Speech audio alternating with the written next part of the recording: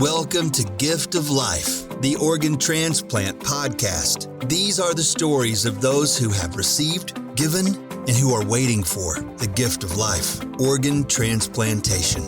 Now here's your host and heart and kidney recipient, BJ Odom. Welcome to Gift of Life, the Organ Transplant podcast, where we explore the extraordinary world of organ transplantation. I'm your host, BJ Odom. Each week we share inspiring stories and introduce you to remarkable individuals sharing their own transplant stories. Be sure to support the podcast by leaving a 5-star review and subscribing on your preferred podcast platform. Have a transplant story you'd like to share? Let us know. We'd love to hear from you. Just send us an email, giftoflifepodcast@gmail.com. Again, that's giftoflifepodcast@gmail.com. And don't forget to connect with us on Facebook, Gift of Life, the Organ Transplant Podcast, as we welcome you to episode number 39. In this touching episode, we delve into the remarkable tale of Sue Green, a nurse who faced a life-altering diagnosis of cirrhosis and liver cancer. Sue recounts her experiences from grappling with the challenging diagnosis to undergoing a life-saving liver transplant, graciously provided by an unexpected source, her half-sister, who selflessly stepped up as a living donor. Sue is also author of Don't Call My Liver Fat, Liver Transplant 101. So as we start things out, Sue, tell us just a little bit about yourself. Thank you for having me. I'm happy to tell my story if it helps other people. I am a nurse. I have a degree in social work also and an MBA. And for most of my career, at least the end of my career, I ran hospitals. I have 2 daughters, both of whom live on the West Coast. I am living in Pennsylvania. Oh, and before the interview, you told me it was snowing there, or there was snow on the ground anyway. There's snow on the ground, and it's supposed to snow tonight. Oh, see, here in Central Florida, I've lived here way too long. I've lived down here for over 40 years, and snow just doesn't agree with this boy. We're having cooler temperatures while we record this in Orlando, and it's going like, it's a little too cold for me right now. I'll tell you that. I'm kind of bundled up, and I had the space heater on here in the studio before we started the interview today. Yeah, I don't like snow either. Now, what I think is interesting, you are a nurse. Now, did you become a nurse after transplantation, or were you always a nurse? Started out my career going to nursing school and then working as a nurse. And I got very interested in psychiatric nursing and ended up getting the MSW and going into private practice as a psychotherapist. But I kept getting asked to come back and consult to hospitals and help them operate more efficiently and treat the employees better, retain the nurses, those kinds of things. I was just going to say, and as a patient, I'm one of those people that believe that all the nurses are there to help me. They're not there to hurt me. And I have seen so many patients. In fact, it's my pet peeve that when, people are being mean to nurses and uncooperative, it's like, they're there to help you. They're not there to hurt you. And it's really hard sometimes to see what nurses go through. Yes, it is. And did you know that nurses are the most trusted occupation? A lot of times people will trust a nurse much more than they will the doctor. I'll just tell you that right now up front, at least as far as my feelings are sometimes. Yeah, well, the nurse forms a relationship with you because they're with you more often and for longer than the doctor is. But nurses are, I think, very wonderful people. And I would agree 100%. And add an extra 10% or maybe even more from me too. They are a very vital part of the medical world. So now how did that help you being a nurse and, then finding out you needed the liver. By the way, you had a liver transplant. That's why, we have you on the podcast today. So Right. how did that help you? Did it help, or was it kind of a hindrance because you kind of knew what was around the corner? What would you say? I would say mostly it helped. I did know what was around the corner, and that was scary. But, my way of dealing with any kind of stress is to research it to death and, arm myself with as much information as I can. So that's what I did. But I was diagnosed, I didn't have any symptoms really. And I was diagnosed with cirrhosis and cancer of the liver. And that's kind of how your story began then, right? Because let's get into your story and start from the beginning. So, yeah. So yes. So that was a shock. And I had been 7 years ago, I quit my job and I went on a trip across the country by myself in my car, and for 3 months. And it was something that I'd wanted to do my whole life.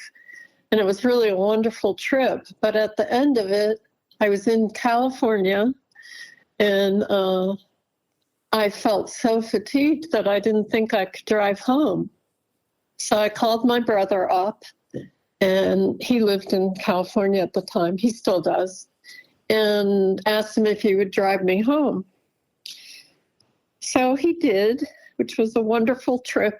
I hadn't spent really a lot of time with him since I was a kid, so it was really nice. But when I got home, I made an appointment with my primary care physician, and she did a thorough exam. And the only thing that was abnormal was I had a low platelet level.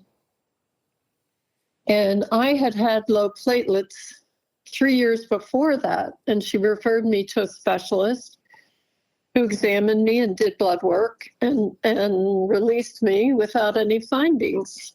At this time, I went to the same practice, different doctor, and he knew immediately what was wrong with me.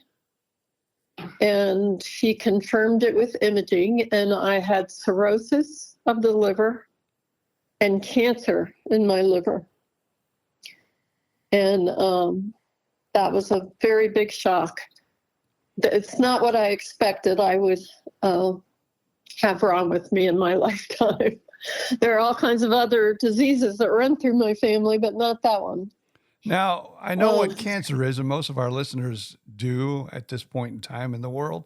But can you explain a little bit more about cirrhosis of the liver?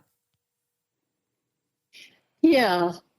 Cirrhosis comes from, everything that you eat or drink or absorb through your skin or breathe through the air is filtered through your liver, through your bloodstream.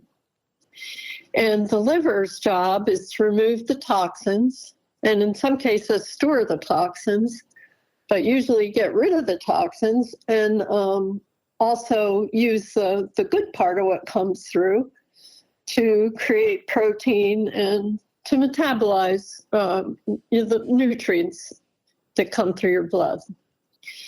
So sometimes things come through your blood that attack your liver.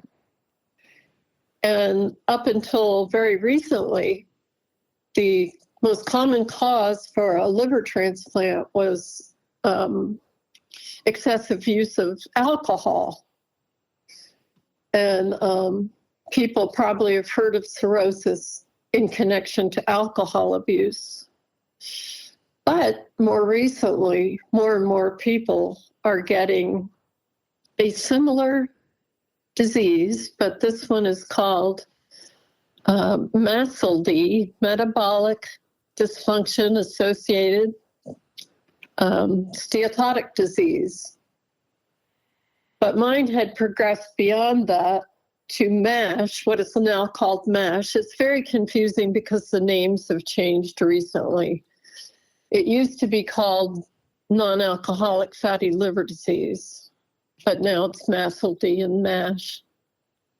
And so I had the most extreme form of that disease. And it's caused by excessive sugar in your diet. And there's two things that happened historically, relatively recently, that changed the whole picture of this disease. The invention of high fructose corn syrup, which is a very concentrated form of sugar that is used in almost everything that you buy in the grocery, in a box or a jar or can. And the difficulty about high fructose corn syrup is it doesn't make you feel full. So you can eat large amounts of it, more than you would want to eat of just plain sugar. And the other thing that happened is they came up with artificial sugars. And again, artificial sugars are very concentrated amounts of sugar-like substances. And both of those, when there's too much sugar in your bloodstream, the sugar turns into lipids or fats, and those fats attack your liver. They wound it, and you get scars on your liver, and that's what cirrhosis is, those scars. And the scars prohibit the liver from doing its job. Because of those scars, the bloodstream can't filter everything in and out of the liver the way it used to. And all kinds of bad things happen. The liver doesn't do its job, and also the blood is diverted to other parts of your body, which then suffer the consequences of that.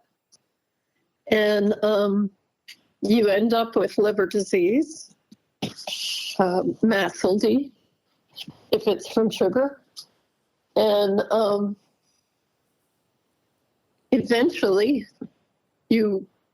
this doesn't happen to everyone, but about 20% of the people that get mast cell D will end up needing a liver transplant because it turns into cirrhosis.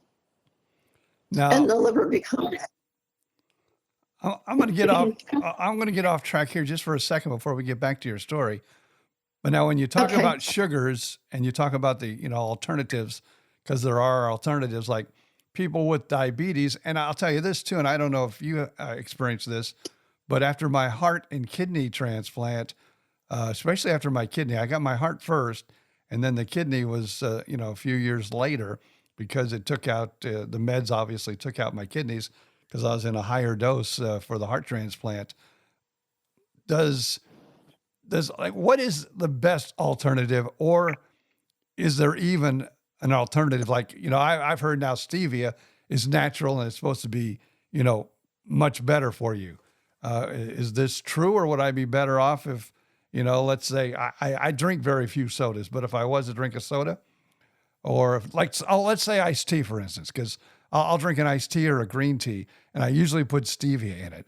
Would I be better off to put like cane sugar in it, or is the stevia better, in your opinion? I know this is not a medical show, but I'm just curious. Well, stevia is interesting because lots of stevia products actually have other things in them, either other artificial sugars or other sugars. But the body really can't tell the difference. So stevia is not a total answer for people at all. What they tell people to do is to avoid any added sugar in your diet. And what they also say is that most of us drink our sugars, either through sodas or adding sugar to coffee or tea, or adding artificial sugars. And if everyone simply stopped putting sugar in beverages and drinking their sugar, it would really change the face of this liver disease. Wow. That is good information to get out there. And I'll bet that is in your book. We're going to get to this later in the interview, but just to let people know, Sue has also written a book called Don't Call My Liver, Don't Call My Liver Fat Liver, Transplant 101. Did I get that right? Don't call my liver fat? Don't call my liver fat. Yes. Liver Transplant 101. Okay. And And that's because it used to be called fatty liver disease. So we thought that was sort of a funny title, because there's one of the reasons they changed the name of the disease is because there was so much stigma attached to the name fatty liver disease. And I have heard that many times too. People say, "Oh, I have a fatty, fat liver, or I have fatty liver disease," and it is kind of a strange one. You're correct. But now we'll get back. We'll get to the book. Well, but let's continue on your story. So you find out. Okay, so I think I was done explaining what happens, how your liver gets damaged. Mm-hmm. But usually what happens is, unfortunately, it's a very tragic disease because people don't have symptoms until it's way too late. And until relatively recently, doctors were not well trained to identify and deal with fatty liver disease. So it was underdiagnosed, undertreated, and lots of people did not get any care until, like I did, until I needed a transplant. So basically then, as soon as you heard the word that you had a bad liver, you were they were telling you, you need to get on the transplant list then. Is that what you're telling me? Yes. Well, first I had to get the cancer treated. So I had chemotherapy and radiation. I had 3 tumors in my liver, it doesn't always happen, but many people that get cirrhosis will also have liver cancer. So I had to get it treated, and if the tumors had not shrunk, they would have not put me on the list for a liver transplant. So I went through that, and they did shrink. And then I jumped through all the hoops, which you are very familiar with. Oh, yes. To get on the list. So you get drawn into the medical system, and you never escape it. But they test every part of your body. And I remember one time I had 39 tubes of blood drawn for that process. And, if anything had been wrong, it could have interfered with my being on the list. And there were a few things that I had that I didn't know about that were a result of the liver disease.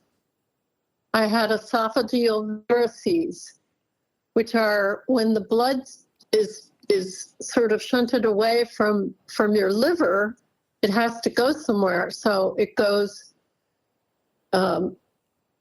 to the vessels near your esophagus. And it's too much blood for those vessels. And they form little balloons on the sides of them, which can stretch and they can break. And if they break, you start bleeding internally, and it's a medical emergency. That never happened to me, but I did have esophageal varices. You also can get jaundice. You can turn yellow.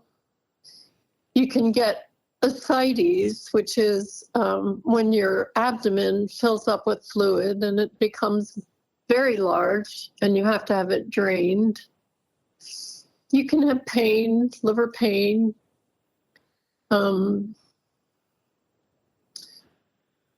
one of the last things to happen is that your liver studies, blood work shows abnormal results. So when you have any of these symptoms that I've listed, you're pretty sick, and it's pretty far along in the process. But there are ways that your doctor can tell you if you have MASLD, which is the less extreme form of liver disease. They can do it through special kinds of imaging, and they also can do blood work that can identify it. And if you're diabetic, which I am, if you're diabetic, your chances of having MASLD shoot up to close to 70%.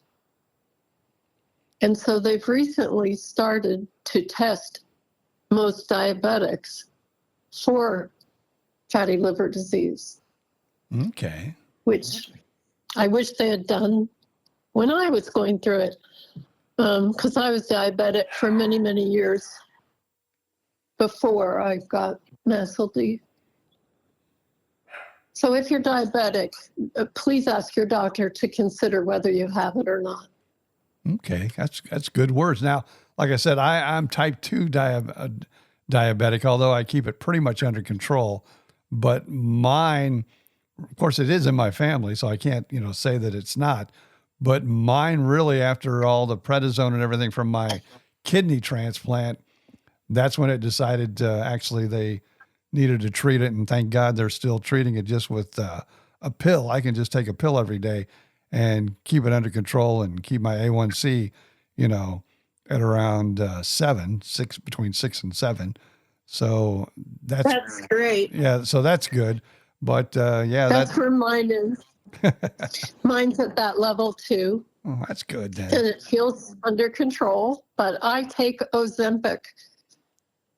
And I was put on that after my transplant because it actually helps liver disease, but it also keeps my blood sugar totally under control.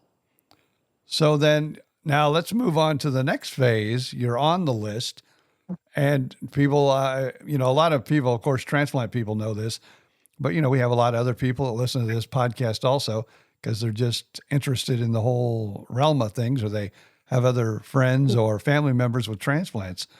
But, and now this is another thing that happens to me every once in a while, and I'll blame it on the transplant. I get into a thought, and then the thought escapes me and I feel embarrassed. But nonetheless, it does seem to happen, with a lot of the medications that we take. People that happens to me too. Me too. But diabetics, that all of a sudden you're not, and then you are after a transplant because of the meds. And I don't know if they do something to you or not. So you're on the list. And now another thing. One of the unfortunate side effects. And now you're on the list. Now also that I read through, things about you, you received, which I know most people with transplants know this, but you can have a living donor for both kidneys, and you can take a part of a liver and, it can grow inside you. And so instead of, needing to have like my heart from a deceased person, a liver, you can get a living donor. And that's what I hear, or at least I think I read about your case. That's true. They told me that I was never going to get to the top of the deceased donor list because I was, quote, too healthy. By this time, I was in liver failure, really. But the people that are on the liver waiting list are really extremely ill. And, they are dealing with days or weeks in terms of their prognosis. And so I started to read about living donor transplants. And people that have living donor transplants actually do better long term than people that have deceased liver transplants. Mostly, I think that's because they don't get so far along on the list that they're so ill when they have the transplant. But I decided I was going to do that, and I found out that University of Pittsburgh Medical Center did the most living donor liver transplants in the United States. And so I started talking to them, and I wrote a letter. I sent it to family members, and I posted it on social media.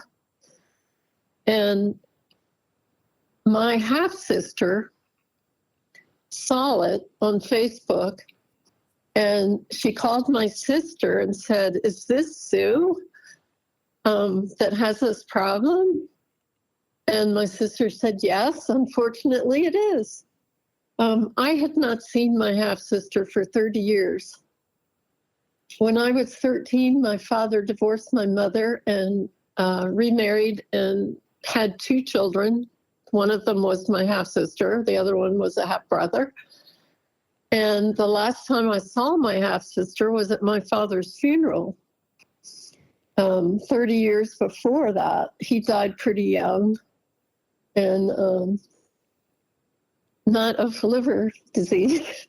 He had lung cancer. But I saw her at his funeral, and then really hadn't talked to her in person for 30 years. We had connected online, but she saw that, found out it was me, called me and said, "You need a liver transplant.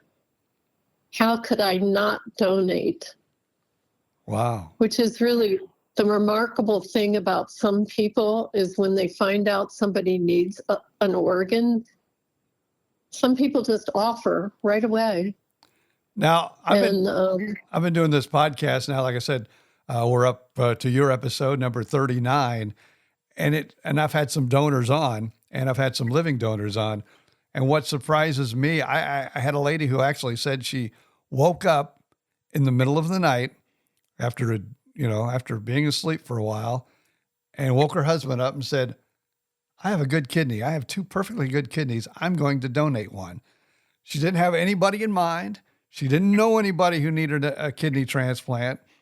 She just felt in the middle of the night that, the higher powers be, just woke her up in the middle of the night and told her she needed to donate a kidney. And she did. Yeah, I know people like that too. The editor of my book, Brenda Cortez, did that. She donated to someone she didn't know. And it's a remarkable thing to do. Oh, it sure But is. with the liver, it's really an amazing organ. I mean, I didn't really know, even though I'm a nurse, I didn't know a lot about the liver before I got this disease. But after I researched it, it's just an amazing organ. It's so complicated what it does that if your liver goes wrong and fails, there is no substitute. We don't understand how it works and does what it does enough to be able to replace it without a transplant. So it is one of the only organs we have that regenerates. So they take 60% of the donor's liver, they take out the recipient's entire diseased liver and put the 60% in, connect them both all up with all the vessels, and, like months later, both people have full-size functioning livers. It's an amazing thing. Now, I've had, I think, 1 or 2 liver recipients so far on this podcast. So I am learning a lot of new things about liver transplants. I appreciate the knowledge so much and the information. But I always wondered how that worked. One time I was in a club. It was a support group. And I knew there was a mother who donated a liver to her child. And I think that's the only living donor. And that was years ago that I ever, talked to. And that was an amazing story also. Well, I think if you talked to my donor, my half-sister, Christina, she would tell you that, it's major surgery for sure, but she recovered from it pretty easily. And I will be forever grateful to her. But she would encourage, I know, anyone who wants to or thinks they can donate to someone who needs part of their liver, that it's a very doable thing. And hopefully if you can arrange that, I would love to have her on the podcast and, get her take on the whole situation too, because like I said, I've had donor families, that have lost loved ones. I've had people that have donated kidneys just to donate. I've had people that donated kidneys to friends or started chains for friends. And I've had liver transplant patients, just a couple in my 39 episodes we've done. And never have I had a liver donor living donor for a liver. And that would be amazing to have her on the podcast if we could. Oh, absolutely. I think she'd be very interested, and I'll give you her information after we end. No, right. Sounds like a plan. So now you said that she made out, it was a rough surgery for her, but she made out. How is it for the recipient, and how did your journey continue? I did great with the transplant. I was, as I said, pretty ill when I went in. I went up to Pittsburgh a month ahead of time and rented an apartment, because if I had gotten COVID, it was in the middle of the worst time for COVID. It was in 2021 in the beginning. And if I had gotten COVID, they, of course, wouldn't transplant me. So we had the date all set, so I didn't want anything to happen. So I went up there and isolated myself. And the surgery itself lasted a long time. I think it was 11 hours. Oh, wow. Hers was less than that, like maybe half that. But yeah, it takes a long time, and it's a very complicated surgery. And I'm very grateful to my doctor also. But my recovery was not bad at all. I had had abdominal surgery 3 times before that. I had 2 C-sections and a hysterectomy. So I knew what to expect. And I had very few nerve endings left in my abdomen. So I did not have a lot of pain. They also managed my pain very well. But I was up and walking the next day. I didn't even stay in ICU for 24 hours. Oh, wow. Yeah, I was doing really well. And I was discharged earlier than they expected. And then I went home, or I went to the apartment. And I just, over the week after that, I got worse and worse. And they thought it was from the immunosuppressants. That's what they told my daughter, who was staying with me. And, but then after a week, my second daughter came, and they switched places. And during the beginning of the time I was with the second daughter, we tried to go out to the car one day. And I had been doing that because you have to go back to the clinic every couple of days after the transplant. Mm-hmm. I had been doing it, but I collapsed and to the floor. I don't know what happened, because frankly, I don't remember that time. And she had to call an ambulance, and she tells me that I kept saying, I don't want to go in an ambulance. Do not put me in this ambulance. And yeah, my poor daughter. And but she did. And I was taken back to University of Pittsburgh, and I had COVID. Oh, wow. That had to be. And I was thinking when you said you had it, prior, as COVID was going on, I was even going to say that it had to be a very scary time to have a transplant, because we know, as all of us transplant patients know, it reduces your immune system. So, and if it was in the height of it COVID, was. that had to be a major freak out for everyone involved. It was. I mean, we all thought I was going to die because I was so compromised otherwise. But I had a pretty bad case of COVID also. I was in the hospital for more than a month after that. Oh, wow. I never had to go on a respirator. I had to use oxygen through a nasal cannula because I couldn't keep my oxygen saturation up. But I was hallucinating. I couldn't walk. I couldn't speak clearly. Mine was like all neurological. And I was just a mess. And it was very scary.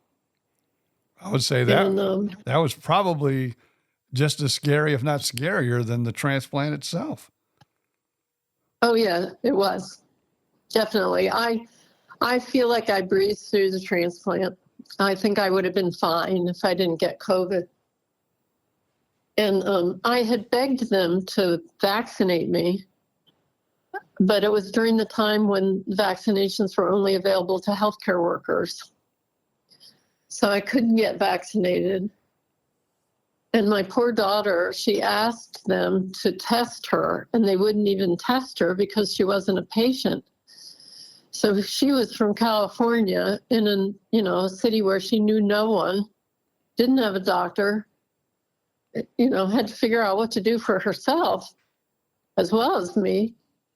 It was just a very bad time. Now, did she end up catching COVID during that time or not?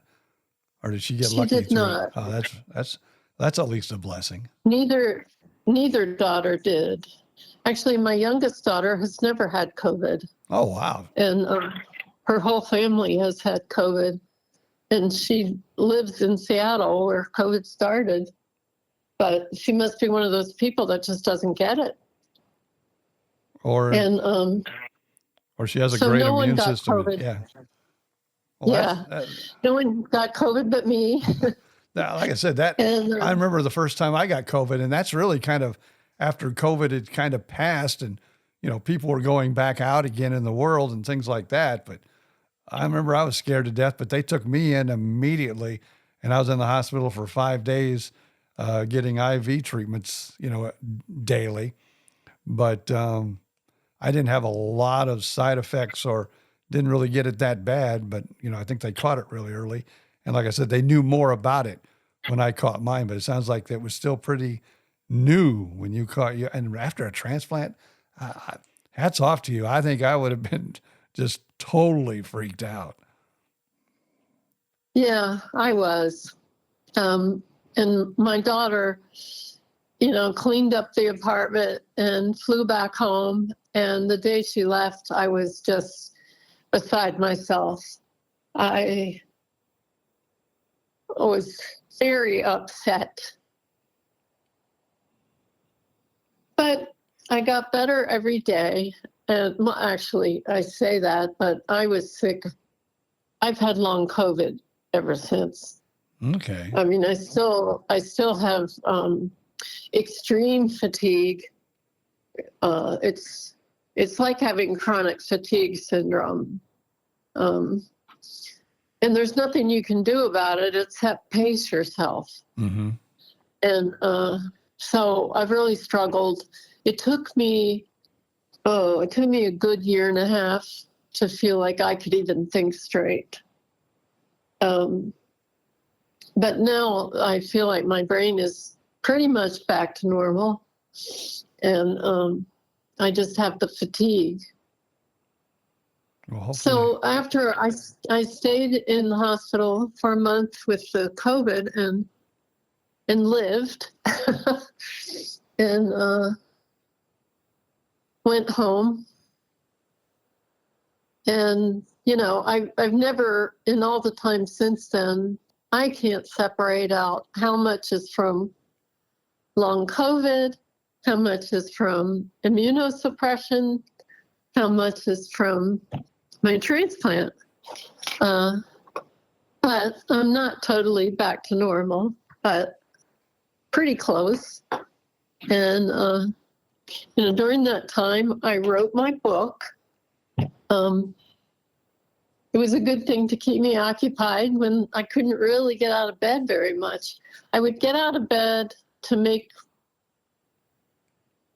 one meal a day and to take showers if I needed to.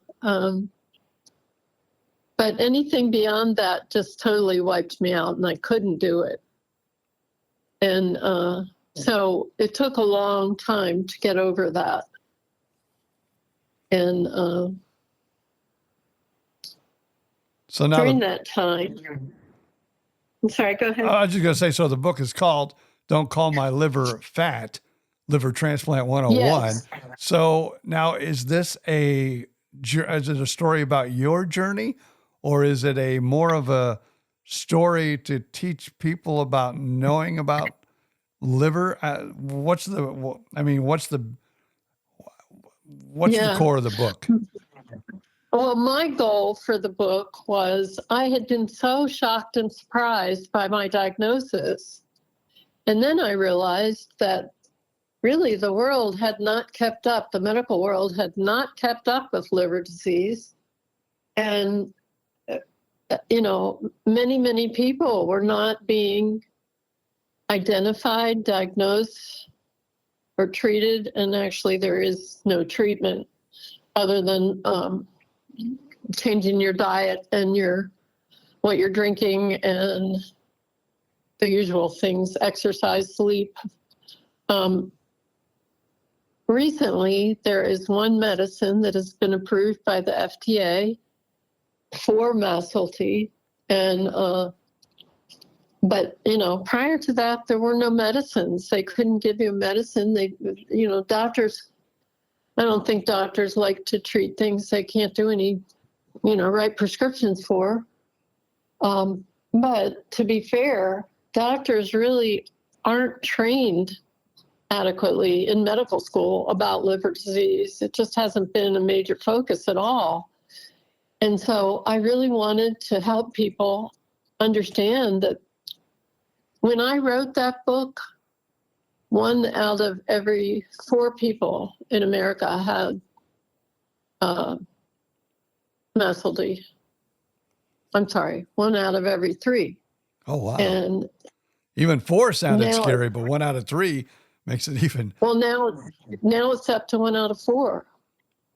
And as I said, if you're diabetic, you're really, really vulnerable. And you should immediately ask your doctor to check you for it.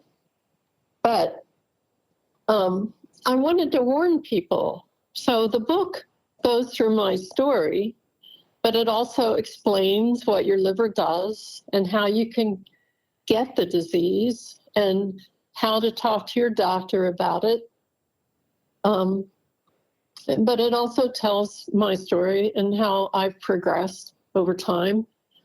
And it goes through transplants and what they're like and what to do if you have to have one. And then the end of the book is sort of a primer on how to make the lifestyle changes that you need to make if you have this liver disease. So I hope that it's helpful to people, because most of the people that are diagnosed with MASLT will tell you that their doctor didn't tell them what to do. Didn't give them real directives about here's what you need to do to make your liver healthy. And so I wanted it to be a guide for people about what to do. And There are just so many people these days that have this disease. I mean, I run into them all the time. Either that or someone says, my sister-in-law has it, or what. It's just everywhere. And children are getting it also. Is it because of so many sweets? Do you think the main culprit is sweets? Well, it's sweets, it's processed food that all have sugar or artificial sugar or corn syrup in them. It's definitely the way that we eat. It's primarily the things that we drink. And but there are other causes of it. And there's definitely evidence that pollutants can cause it or aggravate it. Have you ever heard of forever chemicals? No, I have not. Okay, these are chemicals that are 98% of Americans have these chemicals in their bloodstream. And they come from things like Teflon, things that are used in products that we use all the time. And the bad part about them is they're in our water also. And they call them forever chemicals because once they're in your body or once they're in the ground, they're there forever. You can't get rid of them. So they're very dangerous, and they do appear to add to the vulnerability for liver disease. So that's a tough one because there's nothing we can do about that one. Well, I would tell people also, I think I would tell people also that, not only then is this book very important for transplant patients, but I would say even more for the average person walking around and maybe, drinking a lot of sodas or putting a lot of sweets, in their cereal or their foods. This would be a good read. It's called Don't Call My Liver Fat, Liver Transplant 101. Not only will you learn about Sue Green's liver transplant, but it's a great insight to some of the things that can go wrong with the liver and the things you eat, it sounds like. So I think this would be a great read for everyone. I agree. I hope that it prevents people from having to have transplants because the transplants are no easy thing to go through. The immunosuppression is, I guess, for me at least, the biggest issue. Yeah, I think that's the roughest part because, everybody you talk to with a transplant, we're all, so, gracious and so happy with it and so appreciative. But yet, the drugs that we have to take every day to stay alive sometimes are the drugs basically that end up killing us. It's not the disease maybe we had or what we fixed. If we fixed a heart or a kidney or something else, chances are that's not what's going to kill us. It's, going to be from something because our immune system is just taken down so low and there's just so many things going on out there. Like you had probably, I don't know. I just feel too, though, you were lucky, but yet you weren't, that you caught COVID, but yet you did, you lived to tell another day, which is awesome. But that's just scary stuff for us transplant people. It is. And I don't know about you, but it's still scary. Oh, yeah. It's more scary even because people don't wear masks anymore. And I just have to really educate anyone I'm around that they need not to be around me if they have anything that's contagious because I will get it. Yeah, when I had the doctor on last week, we actually talked about, what we do because he still has his medical practice, and that amazes me. But he says his patients are very aware, and all wear a mask when they come to see him, and he wears a mask. And so far, knock on wood, I think he's like 14 years. I think he's like 14 years out on his heart transplant. And, he doesn't see as many great. patients, but he still sees patients. I said, I know that's how you make your living, but I think I'd be scared to death to see sick people all day, especially if I had a transplant of any type. I know. It really affects you, doesn't it? Now It affects your life. Yeah, you retired from nursing before the transplant then, so you haven't really been in a hospital except for your transplant, or you have, or are you retired now? As an employee, I have not been in a hospital. I've been in lots of hospitals because of my health. Yeah. But yeah, no, I kept having this inclination that I wanted to go back to work and I wanted to work with patients. And, I just have to keep telling myself, you can't do that. You just can't. Well, I appreciate you for sharing your story today. And I actually got more of an education than I was planning on, which is a good thing. I'm not saying it's a bad thing. It's a great thing, but you really touched on a lot of things that kind of, I don't know, kicked me into gear. I think, now when I drink my green teas, I might try to drink them even if they taste a little bitter to me and things like that. So I appreciate that. And I hope people go out and buy your book. Once again, Sue Green, get it on Amazon or anywhere actually you can pick up, a book, and it would be a great read. It's called Don't Call My Liver Fat, Liver Transplant 101. Anything else that you might want to share that maybe I'm good at skipping things around and jumping around because I hear something that I get excited. I want to talk about it, but is there anything that you want to bring up or talk about before we let you go today? No, not really. I always try to include watch your beverages, and if you're diabetic, talk to your doctor. Thank you, Sue Green, for sharing your story with us today.